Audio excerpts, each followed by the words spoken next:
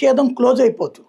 అంటే 2026 దాకా కూడా నియోజకవర్గాల పునర్విభజనని స్టే ఇచ్చుకున్నాం.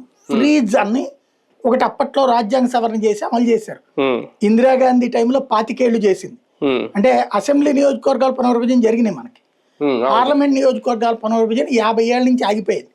ఇందిరాగాంధీ 25 ఏళ్ళు ఫ్రీజ్ లో పెడితే వాజ్పేయి 25 ఏళ్ళు ఫ్రీజ్ లో పెట్టాడు, బికాజ్ అక్కడ సంఖ్య లేకపోవడం వల్ల. ఇప్పుడు సీన్ ఏంటంటే 50 ఏళ్ళ నుంచి ఆగింది, ఇప్పుడు 26తో ఫ్రీజ్ అయిపోతుంది.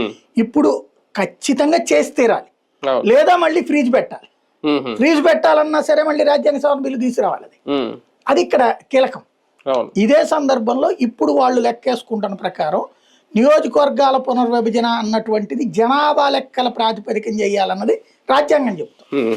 రాజ్యాంగం ప్రకారం ఇప్పుడు జనాభా లెక్కల ప్రాతిపదికన ఈ వచ్చే ఏడాదికి పూర్తయిపోతుంది. ఇప్పటికి బిగిన్ చేశారు కదా, ఆల్రెడీ మనకు కూడా ఇళ్ళ దగ్గరకు వచ్చేసారి తీసేసుకున్నారు చాలా వరకు. ఇదివరకు మళ్ళీ దశాబ్దాలు పట్టేటట్లేదు జనాభా లెక్క అయిపోయింది. కాబట్టి ఇప్పుడు జనాభా లెక్కలు మాక్సిమం వచ్చే ఏడాదికి అయిపోతాయి. జనాభా లెక్కలు అయిపోతే ఆటోమేటిక్ గా మహిళా రిజర్వేషన్ అమలు అవుతుంది అన్నది చట్టం ఆల్రెడీ.